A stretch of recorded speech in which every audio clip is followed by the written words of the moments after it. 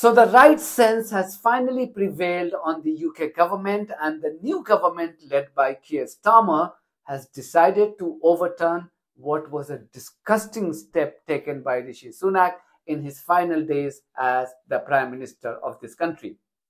Starmer has finally decided to drop the UK objection to the arrest warrant application filed by the Chief Prosecutor of the International Criminal Court against Benjamin Netanyahu and his Defense Minister. A pathetic character that Sunak was, he had made desperate attempts to delay the process of an arrest warrant being issued against the war criminal Benjamin Netanyahu and his Defense Minister. Now let's pause for a moment to reflect what we are discussing here. And what is the intensity of the crime against these two individuals? Netanyahu and his rogue regime are responsible for slaughtering more than 40,000 unarmed Palestinians, mostly women, children, and babies. More than 2 million people have been subjected to forced displacements by the Israeli regime, which was recently declared apartheid by no less than the International Court of Justice. A number of participants have argued that Israel's policies and practices in the occupied Palestinian territory amount to segregation or apartheid in breach of Article 3 of CERD.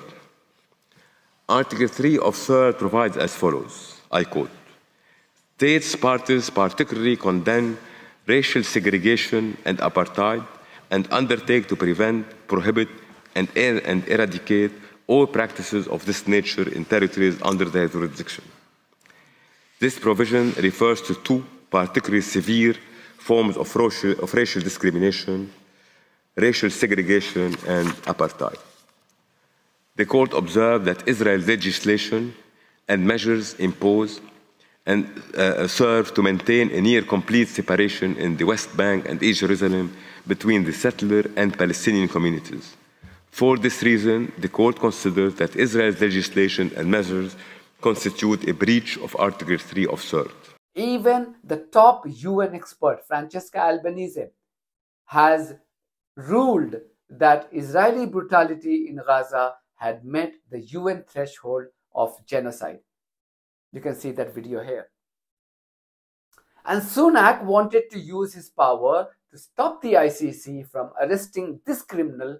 Clearly shows what kind of horrible individual he may be, since he has zero empathy for the victims of a war crime.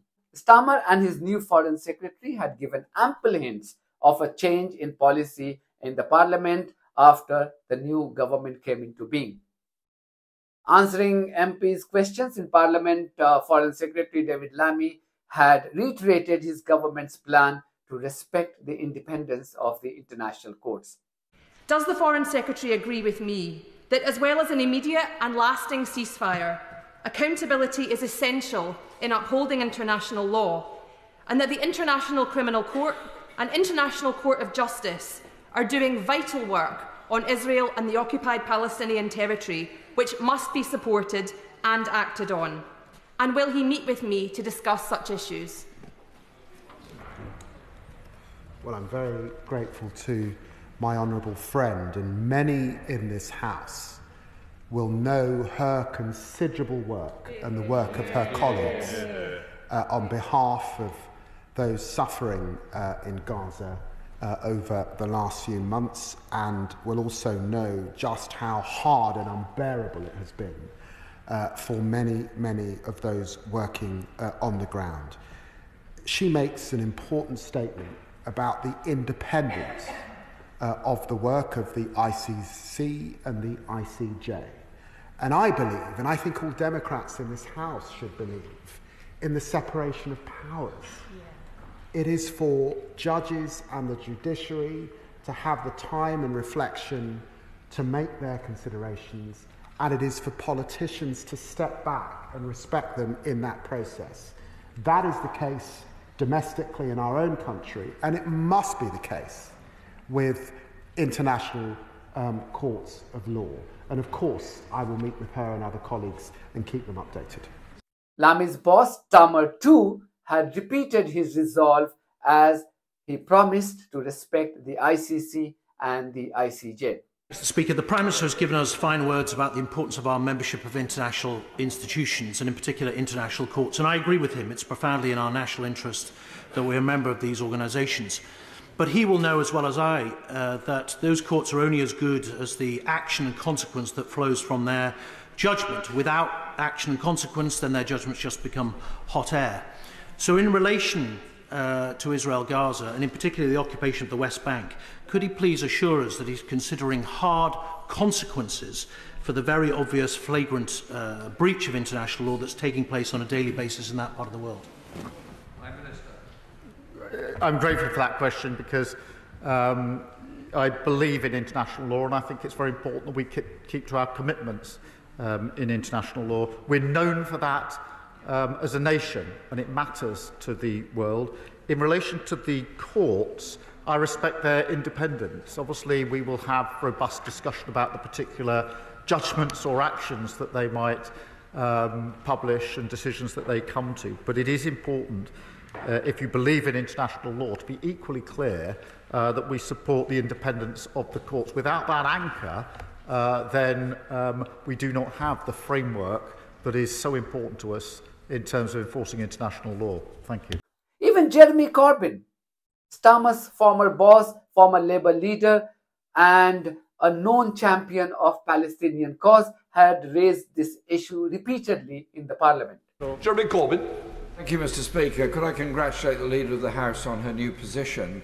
And could I ask her if she could bring forward or ensure is brought forward a statement on the International Criminal Court and International Court of Justice decisions relating to Israel and Gaza, and whether the UK government will withdraw its objections to any rulings they've made so that it can go ahead and be part of international law, which the Prime Minister has said the current UK government is fully signed up to all aspects of international law and, of course, the European Convention on Human Rights.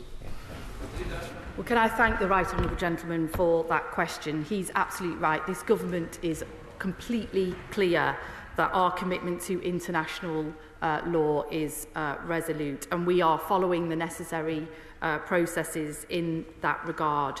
And the Foreign Secretary has made clear that he is undertaking a comprehensive review of Israel's compliance with international humanitarian law, and he's also made clear that he will update the House as soon as that process is complete, and I hope that will be soon. One of the arguments that previous Sunak government wanted to make in defense of its objections was that the ICC had no jurisdiction over Israel and the occupied Palestinian territories under the terms of the Oslo Accords, a peace agreement that was signed between both the parties in 1993. However, this matter was settled with 2:1 majority in 2001. That means that the ICC did have the jurisdiction. This was further confirmed by a panel of experts in international law who submitted their finding in May this year. The experts included top legal and academic minds from around the world. In the conclusion, these experts told that, quote, and I read, "The ICC therefore has jurisdiction over Israeli, Palestinian, or other nationals who committed crimes in Gaza or the West Bank. It also has jurisdiction over Palestinian nationals who committed crimes on the territory of Israel, even though Israel is not an ICC state party."